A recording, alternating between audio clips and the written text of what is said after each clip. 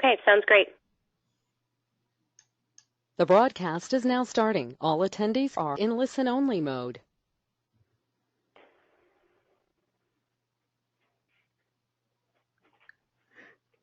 Good evening, everybody. Amy? Good evening. My name is Amy Russell. I'm the Member Services Director for IDOC. I want to thank everyone for joining this evening's webinar. It's titled Coding Surgical Procedures, and it's with Dr. John Rumpakis. This is part 6 of a series of webinars Dr. Rumpakis is doing for IDOC.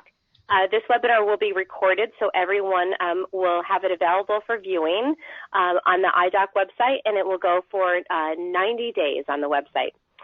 Dr. Rumpakis is one of the leading industry speakers on billing and coding. He's also the founder of CodeSafe Plus and Just Ask John, both of which are IDOC member benefits, and we're happy to give you any information you need on that. We appreciate Dr. Rumpakis' long-term support of IDOC, and we also appreciate his time for doing this webinar and all of the other webinars that he's done for IDOC over the past. Dr. Rumpakis, I will hand it over to you now. Great. Thank you, Amy. Hi, everybody.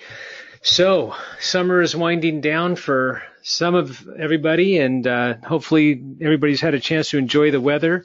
Out here in Portland, Oregon, where I live, what we have going on right now is eclipse craziness, because apparently we're one of the first places in the country that the eclipse is going to be coming, and where we get 100% occlusion of the sun. So we, the Portland area, believe it or not, is expecting over 1 million people coming in this next week for the eclipse on Monday. So it's hilarious because all the grocery stores are, everybody's in panic mode. So anyways, I hope everybody's summer's going great, and I am looking forward to tonight's webinar as well.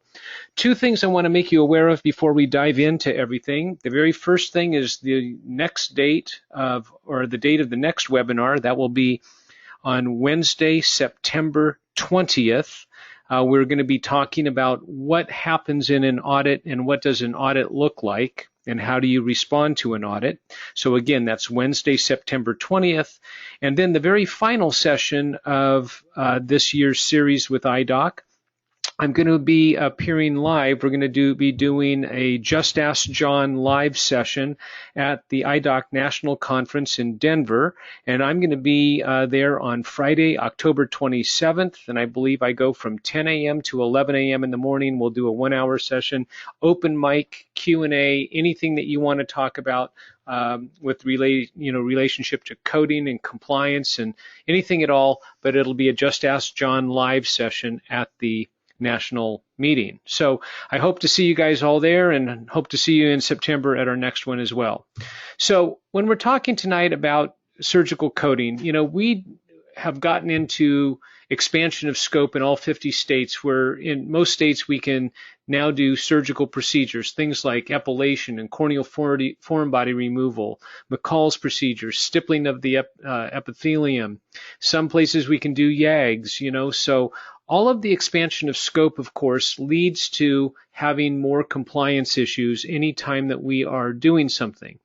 One of the primary areas that Medicare and other carriers look at for compliance is in the area of surgical coding, and there's a special or a certain amount of problems that emanate from that. In fact, when I see a lot of audit triggers that come up, they're related to surgical procedures and the misuse of modifiers with relationship to the surgical procedures. So we're going to be talking about the surgical procedures themselves, how to or how not to bill for an office visit on the same day, commonly used modifiers, and then ICD-10 related issues to those things as well. So with that, we'll just kind of get into the disclosures. You all know who I am and kind of what I do, so I'm not going to spend a lot of time on myself. I do need to always make sure you guys are aware of my disclosures. So I do work with a lot of companies, many of which produce surgical instruments or advocate surgical procedures, things like that. I'm the chief coding editor for both Review and Optometric Management. And as Amy said, I do have 2 products that are available to IDOC. That's codesafeplus.com and justaskjohn.info. So enough said about those. Disclosures, when we talk about procedures, everything will be current as of today, August 16th, 2017. When we talk about reimbursements, they will be the 2017 National Average Medicare Maximum Allowables. Remember that it is your responsibility to know your current rules in your geographic area. For example, if we do punctal occlusion and you're in specific parts of the country, you will have to document certain types of things before you can attempt punctal occlusion. So please make sure you know your rules where you practice, okay? And when we go through the coding examples for surgical procedures, please understand those are examples only. Anything that would change with a particular patient presentation, case history, medical history, anything like that could and would most likely change the coding of that particular case. So just a couple things in review as we move forward. Remember, you need current books. Now, I will tell you the CPT 2018 and the ICD-10 2018 and the HCPCS level 2018 will all be out and published by the end of this month. They just released the ICD-10 book in July. The CPT and the HCPCS will be coming out in September. So make sure you set aside some resources to purchase these things. You can't practice in today's world without current rule books. If you choose to use your rule books and an online service, I'd ask you to consider CodeSafe Plus. We're the only one that's zip code specific, cloud-based, real-time information, so you actually know the rule on the date of service as you're doing things, okay? So my contact information, and of course you all know that you can go to the IDOC website, download these webinars, look at them, get my contact information, but my personal email is right on the top there. If you want to email me, please tell me which webinar you're talking about, and then also include in your question where you practice so I can give you the geographically correct answer for where you're practicing. So with surgical procedures, here's the thing that I always fear the most. Don't follow the herd mentality. I see so many people doing things wrong because they heard it from a friend, right? Or somebody gave them their opinion on how to do something. I'm going to be very clear about this. With surgical procedures, the rules are pretty black and white. They're written down. They're documented in many, many different areas within the federal code, as well as the CPT, as well as the ICD-10, and within your carrier's provider agreements. So please make sure that you know the facts, not what somebody's opinion is on how to do something, okay? So I really encourage you that, because the OIG has targeted many of the modifiers that are used in surgical procedures as audit triggers, and we see a lot of audits and a lot of financial penalties happening because of things like this. Remember that Medicare also make sure that you have to establish medical necessity for certain things, right? So remember, with many of the surgical procedures that we're going to do, something like punctal occlusion or an amniotic membrane, remember that you have to demonstrate medical necessity of those procedures at that point in time in that episode of care. So while I may want to do punctal occlusion with a dry eye patient, I can't do it right away. I have to exhaust artificial tears. I may have to exhaust using a cyclosporin or a different agent that could treat that patient before I move to punctal occlusion. If I have a severe, moderate to severe dry eye, I may need to apply an amniotic membrane. But remember, amniotic membranes aren't covered for dry eye. It's just corneal sequela secondary to the dry eye. So I have to show a progress of treatments going all the way up from the least invasive to more invasive and more invasive. Your chart notes really have to be detailed in order to do that. I see in audits quite frequently that carriers are asking for money back simply because the doctor has not documented the case properly. It has nothing to do with the quality of care. Trust me, ODs are giving great quality of care. They're just lousy at documentation, or they're not utilizing their EHR appropriately, where they're supposed to be documenting things like their operative report and all of those sorts of things. So remember, medical necessity is key. So we have to remember what that definition is. Here's the Medicare definition directly from the Medicare.gov website. Here's how I boil that down. The medical record, how you record it, must clearly demonstrate that whatever you're doing, the service, procedure, test, was absolutely necessary in order to diagnose, treat, monitor the treatment of the patient's condition. Okay? So please make sure that you write everything out. And I tell people this all the time. It's not only what you do, but it's why you're doing it at that particular stage of the care paradigm for that individual patient. Okay? Remember that when you sign your claim, you're telling the carrier, look, I telling you that everything is accurate and complete. I know the rules. You are welcome to come in and look at all of my records to make sure that I'm doing things properly, okay? And it already complies with all instructions, okay? And you're also telling the carrier, look, if I'm committing fraud by doing something that I know is wrong just to get paid, you're already agreeing to be prosecuted underneath that every time you sign a claim form. So please, please, please make sure your documentation is perfect when it comes to surgical procedures. Medicare is going after people. They're getting a great rate of return, about $11.60 back into the federal budget for every dollar they spend. It is like shooting fish in a barrel, and I want to protect you all. I want to make sure you keep the money that you're paid for delivering the care that you do. So let's learn how to do it right, okay? So we've talked about this before, what triggers an audit. If we really focus on the last bullet point here, not understanding definitions of modifiers or the inappropriate use of modifiers. And in fact, if we look at the top 3 reasons, right, 2 out of these 3 would pertain to tonight's lecture, right? Improper coding of office visits, right? And then improper use of modifier 25 and modifier 59. Those are the 2 top flagged modifiers, and both are used in surgical procedure coding, okay? So we want to make sure we avoid these triggers at all costs. So let's talk about the ICD-10, right? So there's always going to be a critical relationship between the ICD-10 code and the CPT code that you're using. So if I'm coding for a corneal foreign body removal, I sure as heck better make sure I'm coding for the corneal foreign body based upon that specific eye. So please pay attention to laterality. It's very, very key. Remember that having a diagnosis that supports your medical necessity is absolutely required for coverage, but if the only thing that you're doing is providing a covered diagnosis, but you haven't completed the medical record to establish appropriate medical necessity for doing something at that stage of the care paradigm, then you're not going to survive an audit. So let's talk about injuries specifically when it comes to surgical procedures.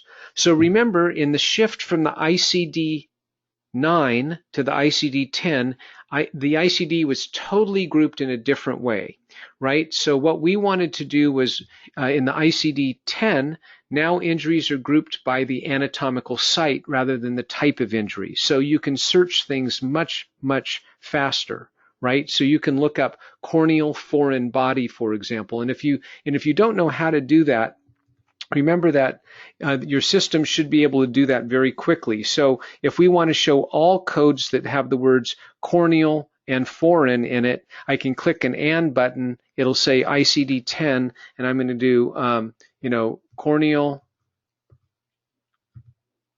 and we'll do foreign, right? And we can all of a sudden, I'm going to start to truncate all of my lists here, right? And I'm going to be able to understand exactly how to, choose it. So I can go down to foreign body and cornea, right eye, initial encounter, right? At the very bottom down here. So you should be able to search very, very quickly within your technology, whatever you're using, and be able to find the very specific code. Remember, you do not want to use an unspecified code, and you don't want to guess on laterality, because certain things now need to match up, and the computer programs can really screen very quickly your anatomical differences based upon the RT or LT or your lid modifiers, okay? Remember that your injury and trauma codes are in Chapter 19, again, organized by anatomical site, then type of injury. Remember that the 7th character is particularly important with an injury, because you need to make sure you tell the carrier at what stage of the care this patient is in. So remember, the 7th character for an injury, A, will stand for the under active management. So that means the patient is still being actively managed. Please note, it says you can use the A as the 7th character on more than just the first claim. You can use it on multiple claims as long as that patient is under active management.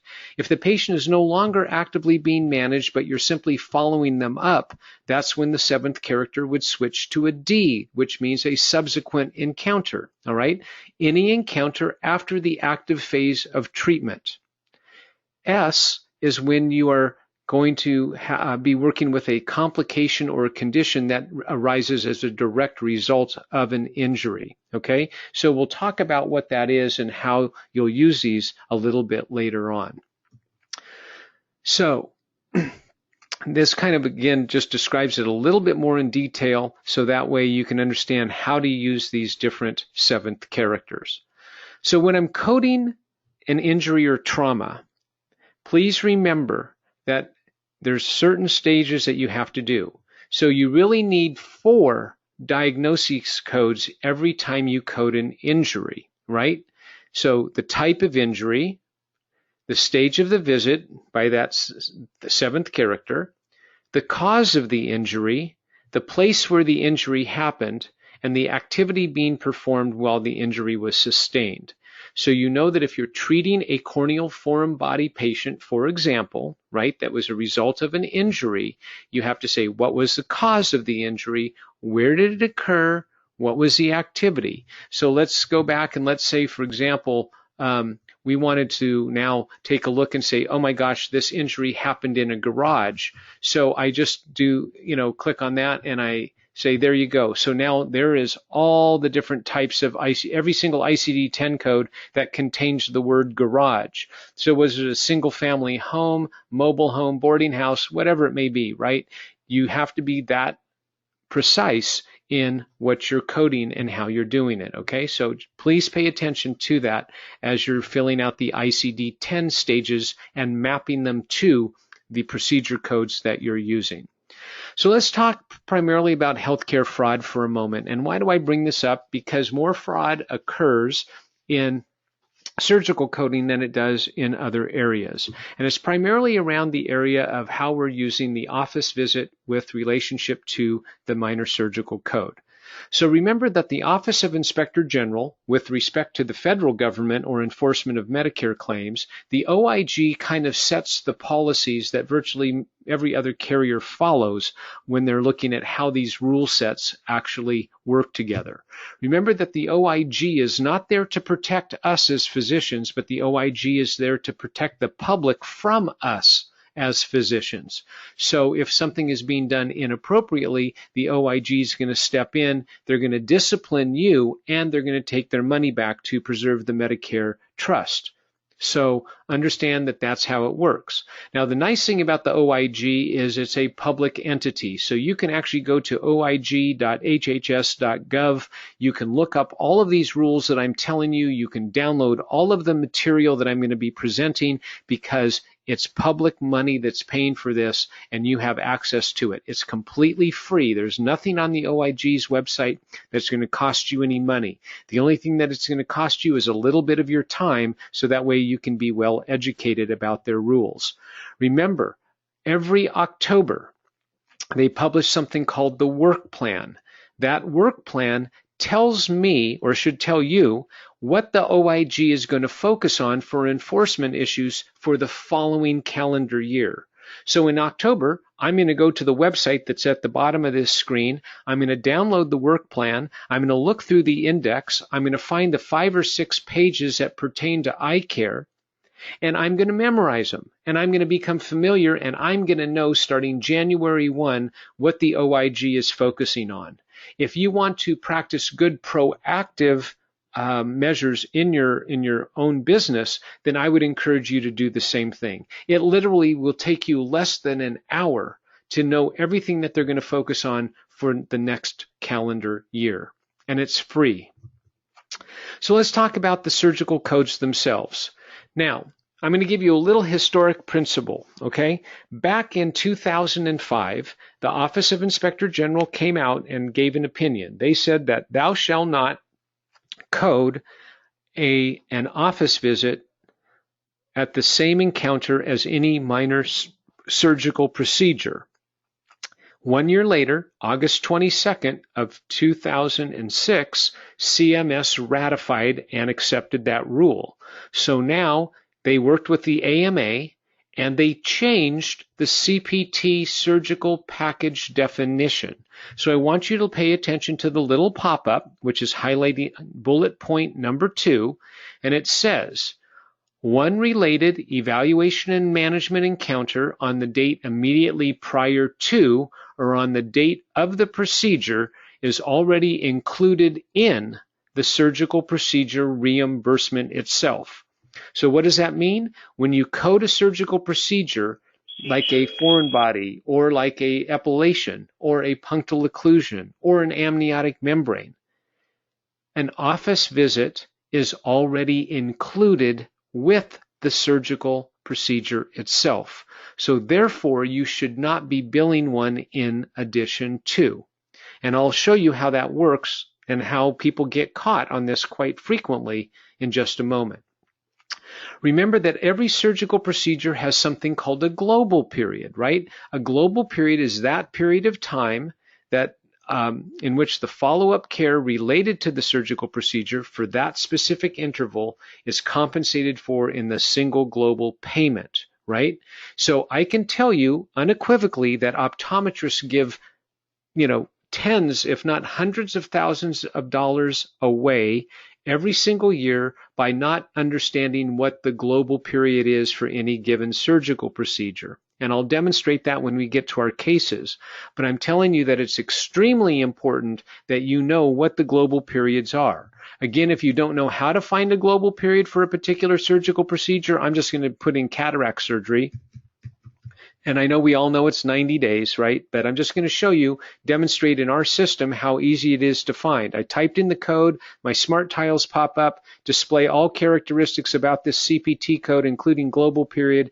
I click one button and it's going to tell me immediately that that global period is 90 days in length. So I can know in real time what the global period is for any surgical procedure that I perform, okay?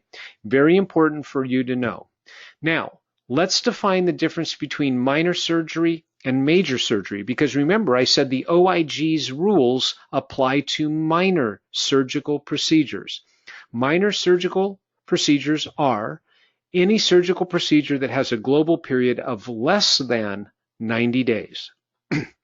Major surgery is any surgical procedure that has a global period of equal to or greater than 90 days. So I want you to think about what you can or cannot do in your state according to your license. And if you're not able to do YAGs or you're not able to do the corneal stippling with a needle to anchor the basement membrane, then chances are you're always going to be working with a minor surgical procedure. So therefore, again, I'll reiterate, no office visit on the same day as any minor surgical procedure when it's related to the decision to perform that surgical procedure. And I'll demonstrate here as we get a little bit into our cases, okay? Now, I get a lot of questions about, hey, John, I thought global periods were going away. I heard that that was, we're not going to have to deal with that anymore. Well, you're absolutely right. And in fact, global periods were supposed to go away in 2017. Why didn't they? Because with the passage of MACRA, a compromise was reached with Medicare, and now this situation with global periods is not even going to be re-examined until the year 2020. So with the passage of the MACRA legislation in April of 2015, the concept of global periods is still here to stay and not being eliminated as originally thought, okay? So let's talk about the operative report. So each and every time you do a surgical procedure, and yes, that means for something even like epilation, that means for debridement, that means for corneal foreign body removal, punctal occlusion, whatever it may be, you have to do an operative report. Just like we do an interpretation and report with the visual fields or fundus photograph, an operative report is also required. What is an operative report? It's a report that's written in the patient's medical record to document the details of a surgery after the surgery has been completed. What are the typical components of an operative report? The typical components are the patient's name, date, what was your preoperative diagnosis, postoperative diagnosis. It's okay for them to be the same. Your name as the surgeon. We don't really work with in our practices, we don't really have assistant surgeons or co-surgeons, but that is an element that's typically expected. What was the procedure? What was the indication? What were the findings at surgery? How did the patient tolerate the surgery, and how did it end? Okay, so those are really your components of an operative report. Every surgical procedure requires an operative report. All right, so if in fact an operative report is not done, it is a basis for the carrier to ask for their money back because things were not completed properly. Okay, so please make yourself aware that those need to be in there. All right, so now let's talk about the surgical codes themselves. In a broad category, the surgical codes always begin with the number 6. If you're in a state that you can also do dermatological procedures, then you would be working in the 10,000 code range. Ocular surgical procedures are in the 60,000 code range. Let's talk about modifiers. So these are the most common modifiers that are used during the course of a surgical encounter. So I'm going to start with the easy ones at the very bottom. RT and LT for right eye and left eye. Very simple, very often forgot to put in on the procedure code, and it's causing claims to get rejected. Punctal or lid identifiers, E1 through E4. If you're not familiar with them, E1, if we start with our upper left lid, is E1. Our lower left lid is E2. E3 is your upper right lid.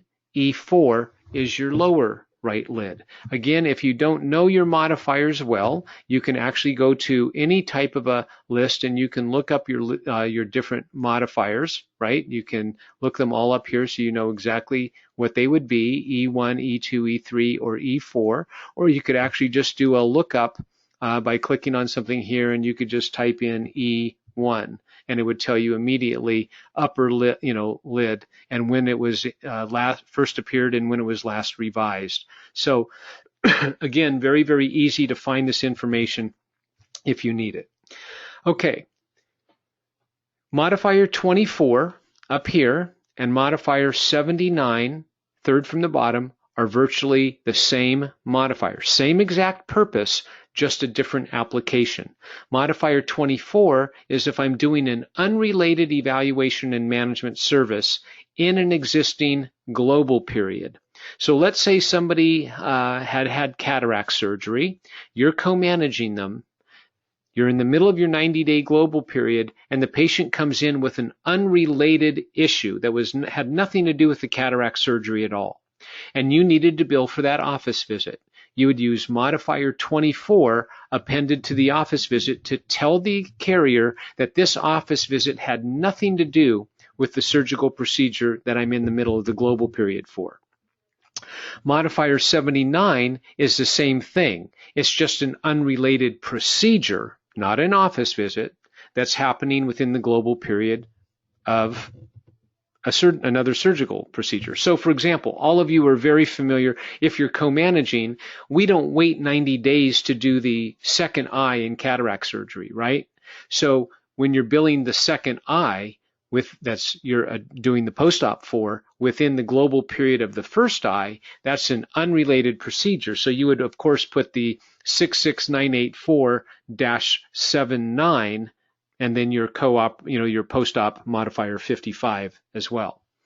I'm going to come back to modifier 25 in a moment, Modifier 50 is when you're doing a procedure that's typically a unilateral procedure and you're changing it to bilateral, meaning you're doing it on both eyes.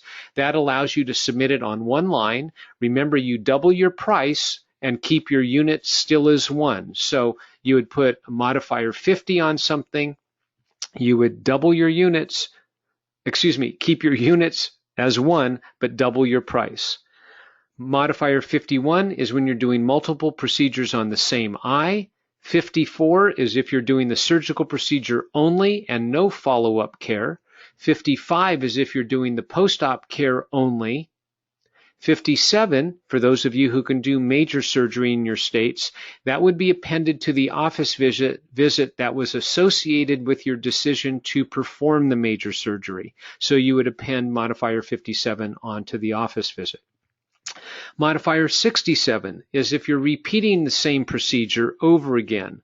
So if you performed a corneal foreign body and then you needed to go back and redo the corneal foreign body, you would put modifier, if you still had something there you didn't get at all and you needed to go back, modifier 67 would be used to repeat that procedure or service. So with that, let's get into some clinical cases. Amy, do we have any questions as of yet? No, I don't see any on the screen right now. Are you seeing differently? No, I'm not. I don't know if everybody's aware, but if you have questions, you can just simply type them right into the screen area there that's showing up within the webinar panel.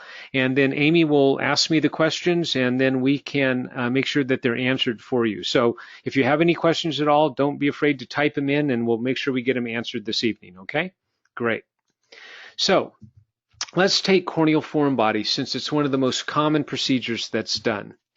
I'm going to go ahead and just get into a case presentation. So I've got a 33-year-old white male that's coming in, has Blue Cross as their insurance, a $2,000 deductible that they're not even close to meeting, right? He says, hey, what brought me in today? I was playing with my kid last night in the yard. We were wrestling around. I got something in my eye. I feel like it's still there. It's hurting, right? It's light sensitive more in the morning. So you go through and you measure your VAs, of course. You take a look at the slit lamp. That's what you see, a nice articulated corneal foreign body. It appears to be metallic in nature with a nice little rust ring around it. So we look at this and we say, okay, great.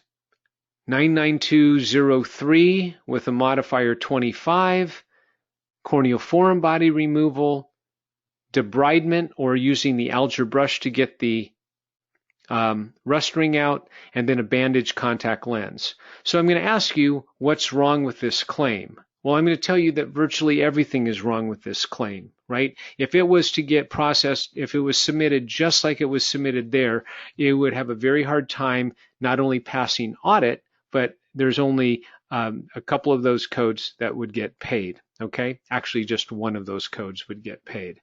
So what do? What's the appropriate way to code this in the ICD-10 era? So the only code that would get paid out of those would be the 65222, which is the primary procedure. We have to make sure we put an RT on it because that RT has to now correspond with what? The diagnosis of the procedure itself. So remember that 1 in the 5th position tells us it's the right eye. Now you're probably wondering, well, wait a second, John. I did all these other things. What's the deal here? How come I didn't get paid for the debridement? How come I didn't get paid for the bandage contact lens? Well, let me show you. So remember that there's a whole set of rules called the Cci Edits. And the Cci Edits tell us what we can and cannot produce on the same date of service. So if I put in 65222 and I put in 65435, which is debridement, and I put in 92071, fitting of a contact lens as a bandage contact lens, and I say, show me my code conflicts, I'm going to have conflicts with everything. I can't do those anymore on the same day. So the only code that I can actually bill is just my primary procedure, which was what in this case? It was a corneal foreign body removal. I cannot bill for the debridement, and I cannot bill for the bandage contact lens on the same date. Okay? Now remember, I said you needed 4 diagnoses, didn't you? Number 1, foreign body and cornea, right eye. The 7th character was an A, right, that we did. So remember that is the patient is under active management. What caused the injury? A retained metal fragment of an unspecified nature. I don't know what it was. What was the activity? Rough housing and horseplay. Where did it occur? Garden or yard in a single-family private house. So remember, what was the injury? What caused it? What were they doing? And where did it happen? So all 4 of those need to be articulated when you're coding something like this. All right? Now, you notice that the office visit was billed. Now, here's how most people get to this point. If the office visit was allowed, you would never need a modifier on it, right?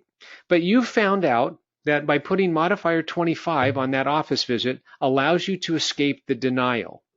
But here's the problem. You're not meeting the definition of the modifier. Yes, I understand you're getting paid, but the reason that this is the number 1 flag for modifiers out there is because it's being done inappropriately. So here is the definition of modifier 25. It has to demonstrate that the office visit was significant and separately identifiable evaluation and management service that had nothing to do with the decision to perform minor surgery and was performing services above and beyond the usual pre- and post-operative care associated with the procedure performed on that same day. The Office of Inspector General is very adamant about this. They say, we will determine whether providers use modifier 25 appropriately. In general, a provider should not bill E&M codes on the same day as a procedure or other service unless the evaluation and management service is unrelated to such procedure or service. So you're probably saying, well, wait a second, Rumpakis, I have heard millions of times, if I just use a different diagnosis or if the patient's a new patient, I need to examine him. I've never seen him before. I had a hard time finding the foreign body. That's got to count for something, right? I should be able to bill an office visit. Well, I'm going to tell you no. And it's not John's opinion. Remember, I told you, don't follow the herd mentality. Don't follow somebody else's opinion. Know the facts. So what are the facts? Here's the 2017 NCCI Edit Policy Manual, dated, so it's a current document, right? Now I've bookmarked the spots here that we can go to. So I'm going to go with minor surgical procedures, okay? So it says right here, very plainly, if a procedure has a global period of 0 or 10 days, it is defined as a minor surgical procedure. E&M services on the same date of service as the minor surgical procedure are included in the payment for the procedure. The decision to perform the minor surgical procedure is included in the payment for the minor surgical procedure and should not be reported separately as an E&M service. However, a significant and separately identifiable E&M service unrelated to the decision to perform the minor surgical procedure is separately reportable with modifier 25. The E&M service and minor surgical procedure do not require different diagnoses. If a minor surgical procedure is performed on a new patient, the same rules apply. The fact that the patient is new is not sufficient alone to justify reporting an E&M service on the same date as a minor surgical procedure. So there you go. Not John Rumpakis' opinion, fact on what the policy rules are. Now, you're probably wondering about corneal foreign body and debridement. So what does it say in here? It says, number 22, right here, removal of corneal epithelium, code 65435, should not be reported with removal of corneal foreign body, 65222, or repair of a laceration of the cornea.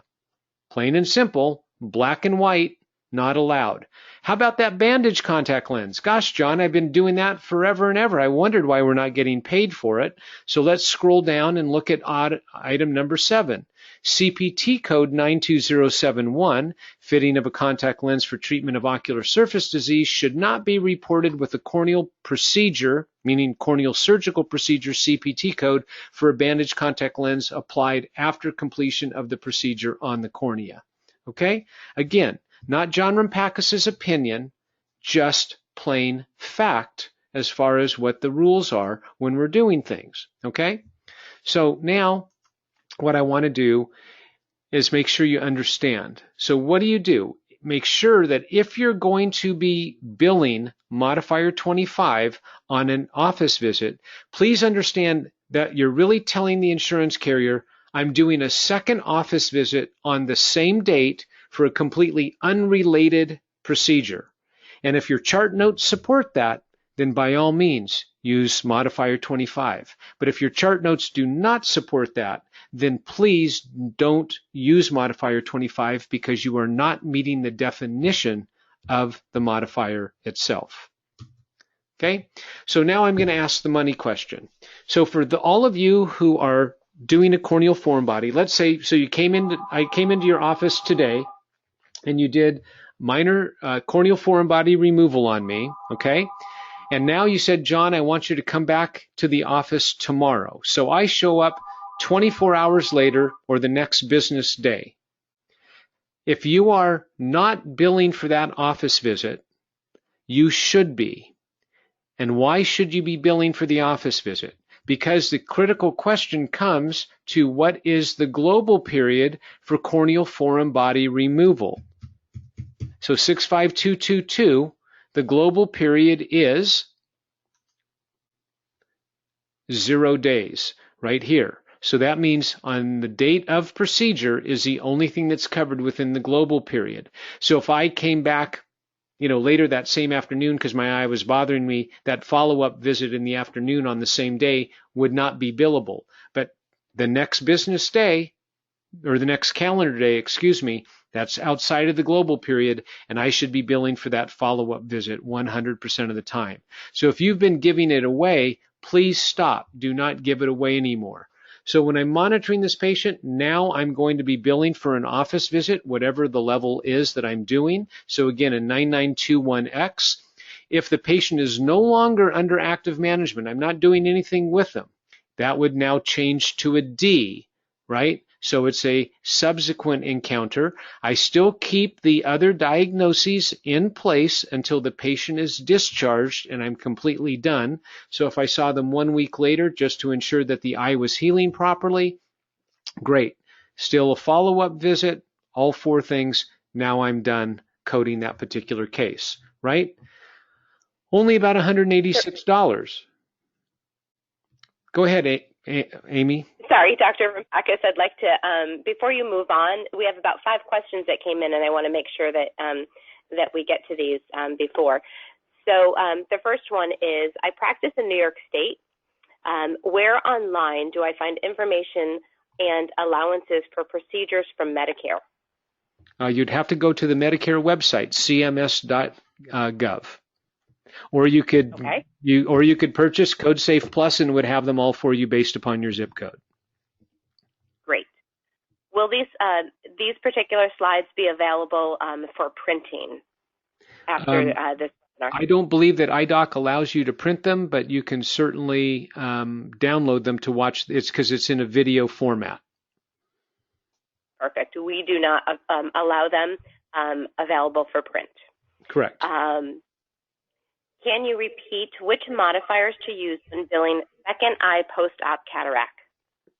You would use modifier 79 to indicate that you're doing an unrelated procedure in the global period of another procedure. Okay. If a patient has a conjunctival injury, a laceration, but no corneal insult, which diagnosis code is appropriate? Can the conjunctival injury and corneal abrasion code be used? I'm going to ask that individual to please email me, whoever asked that question, email me privately so I can have a little better understanding, and then I can make sure I'm giving you the correct answer for the ICD-10 code to use. So remember, my email address is john, John, at prmi.com. Okay. Can we bill office visit instead of billing for a foreign body removal? You cannot. The CPT says that you have to use the CPT code that most closely represents the service that you actually performed. So even though an office visit pays you more than the surgical code, it is inappropriate convention to bill the office visit. That would be actually, I mean, I hate to say this, I know that whoever asked it didn't mean it in this way, but that would actually be considered fraudulent because you would know the rule and you would be breaking the rule simply to embellish yourself economically. Okay. If I have a patient with combined evaporative MGD related dry eye and aqueous deficient dry eye, is it legitimate for me to bill an office visit related to the MGD diagnosis, unspecific blepharitis, with a 25 modifier and a punctal plug insertion related to the aqueous deficient dry eye diagnosis on the same day? It would not be appropriate. As I read that rule to you, it said that the diagnoses have nothing to do with it. It's whatever the office visit was related to the decision to perform that surgical procedure. Okay, that takes care of our questions right now. Great, thank you. Okay, so I'm going to move on to a clinical case of trichiasis. So I've got an 85-year-old African-American female that comes in, has Medicare only, says my chief complaint, my glasses are not working well. I get a lot of problems with glare. It's very hard to drive at night. My left eye also waters a lot and I rub it constantly. So you go through the examination, you diagnose her with a nuclear sclerotic cataract in the right eye and a corneal abrasion due to entropion on the lower left lid. So let's go back to her chief complaint, right? Primary reason for being in the office, glasses not working well, glare, hard to drive at night. Left eye waters, I rub it a lot, okay? So I've got two reasons for the visit. So when I'm doing my examination and refraction that is related to the nuclear sclerotic cataract, okay, that part of the examination is not related to the abrasion caused by entropion on the lower left lid. So what I would want to do is to be able to bill for the examination. Now I'm going to show you how to do this appropriately because I'm going to tell you just how it is right here. There's a lot of things wrong with this, okay? What are they billing for? A comprehensive exam, a refraction, epilation, and then an anterior segment photo. So let's go through to what the correct billing would be. Your 92014 and your 92015 would be allowed, okay? You would put a modifier 25 on your 92014 because that part of the examination was not related to the decision to perform surgery. That part of the examination and the refraction were related to the hyperopia, the astigmatism, presbyopia, and the age-related nuclear cataract. Now we know that Medicare doesn't pay attention to the refractive diagnoses, so the primary diagnosis related to the 92014 and 92015 would be the H25.11. When I wanted to perform the epilation, what I need to do, I need to make sure that 67820 E2 is the lower left lid, matches the diagnosis of trichiasis, right? Lower left lid. If I'm billing for the anterior segment photo, just in my opinion, you would have a very hard time proving medical necessity for that photo. But if you were to bill for it, remember that 92285 by definition is a bilateral procedure. You only have the necessity to take it on one eye, so you would put a modifier 52 for reduced services and then an LT to show you took it on the left eye itself. Okay? Now let's move into a case of an amniotic membrane.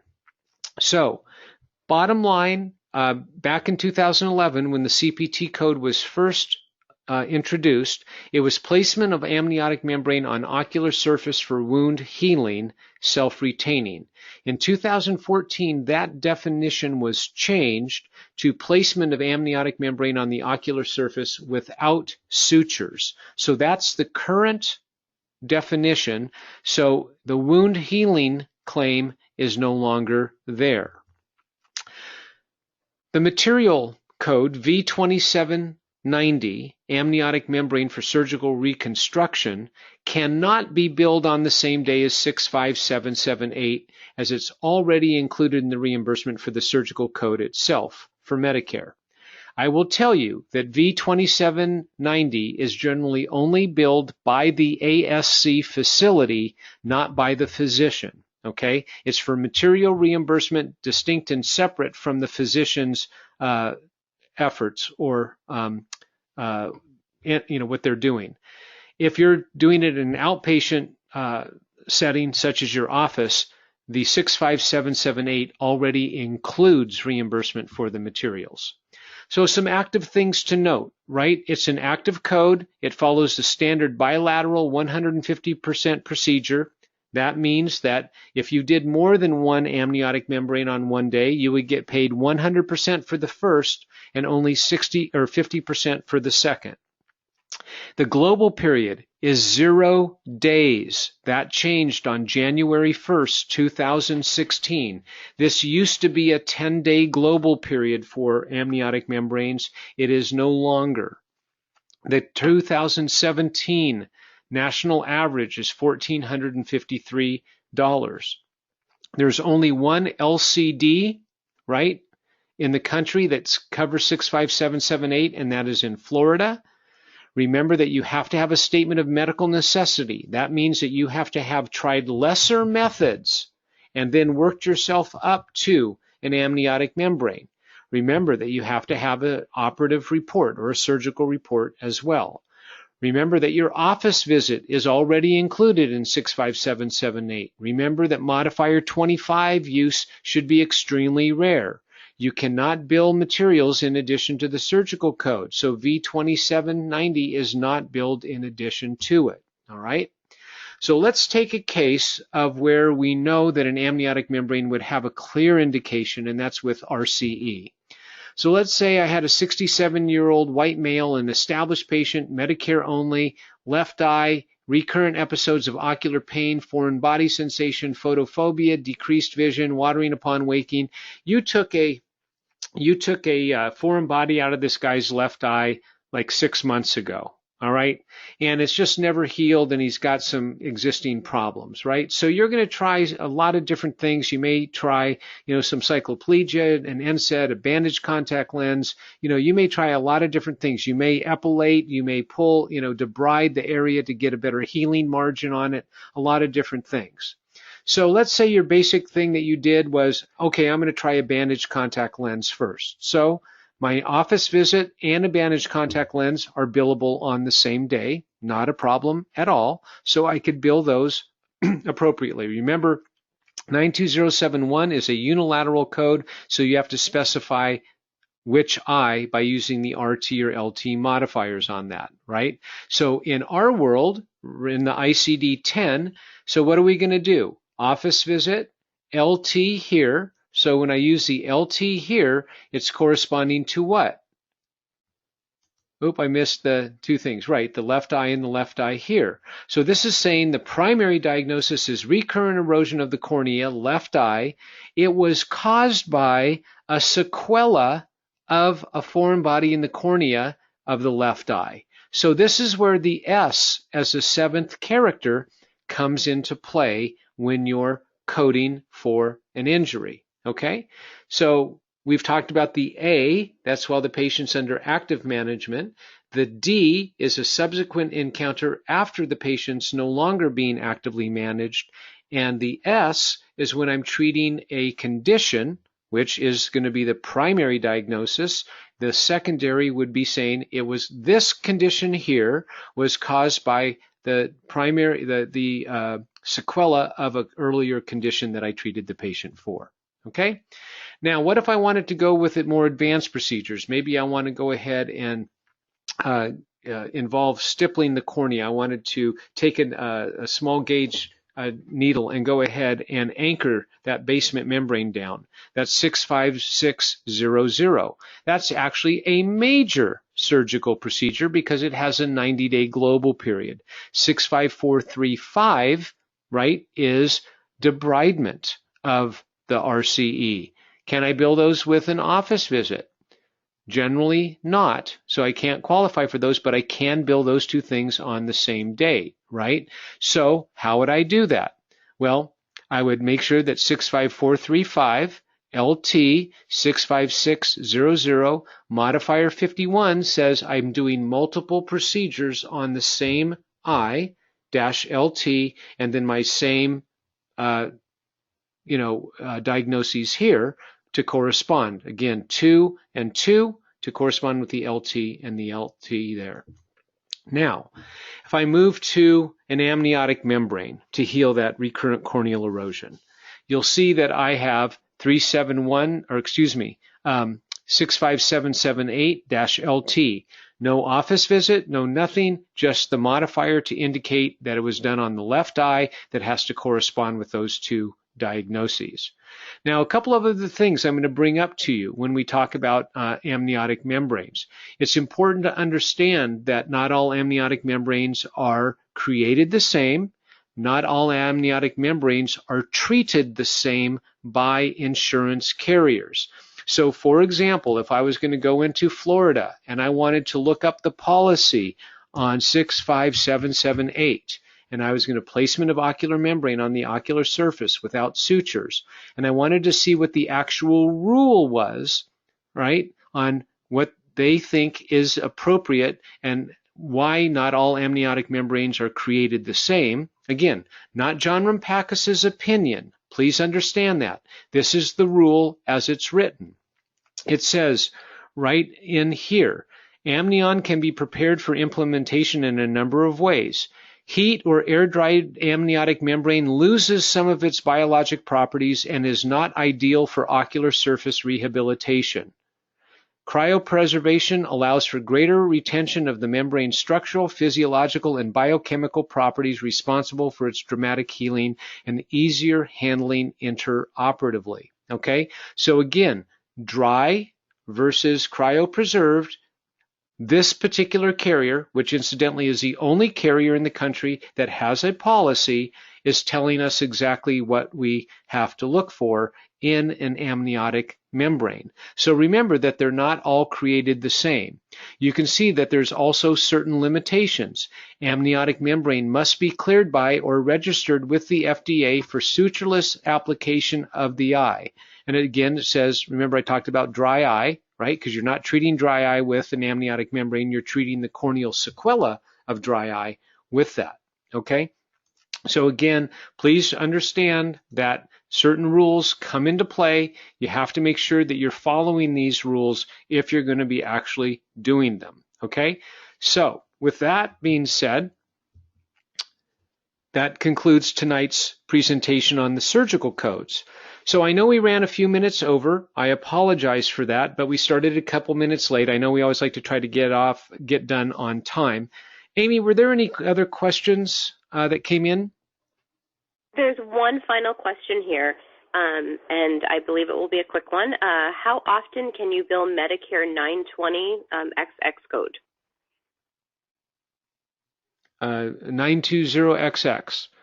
So you can bill Medicare for an ophthalmic office visit as often as you can justify the medical necessity of that particular level of office visit. Medicare has no annual limitations because Medicare says the patient has to have something broken before you can fix it. Unlike a managed vision care company who uses a comprehensive eye code that says this is a predefined benefit for which the patient can get a comprehensive exam without any problems at all. So remember that Medicare doesn't set annual limitations, it just puts the burden of proof on the individual practitioner to justify the frequency and type and level of office visit code that's going to be used. And as a follow-up to that, is there a consent form that needs to be signed on these procedures? That's a great point. You really should have a consent form. Thank you for whoever brought that up, and I apologize for omitting it in the slide deck. Having a consent form for surgical procedures is always a good idea, even if they're minor in nature. The most important thing about a consent form or an informed consent is to make sure that the patient understands the ramifications of the procedure if it goes awry. If something could happen where they could lose their sight, please make sure that it's black and white. You can lose your sight.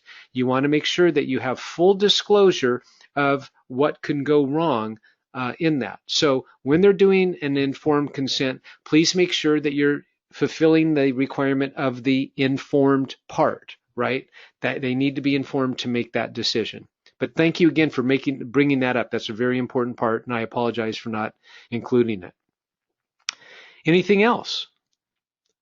Nope, that's it on the questions. Fantastic. So to all of you, thank you for spending a late summer evening with me. I really do appreciate it. I hope that you've gained some insight into how you can incorporate coding for surgical procedures into your practice, still keeping you profitable and keeping you safe from audit by doing things the right way. Again, remember our next webinar will be on Wednesday, September 20th. We're going to be talking about what does an audit look like and how do you work with an audit should you get audited. And then we're going to be ending our year together on October 27th in Denver at the Grand Hyatt there at the IDOC National Meeting, doing a Just Ask John live session on Friday the 27th from 10 a.m. to 11 a.m. I hope to see all of you there, and certainly we'll hope to get all of you back in September for the next webinar. Amy, thank you for your time as well in fielding all the questions for me. And everybody have a great night. Thank you so much.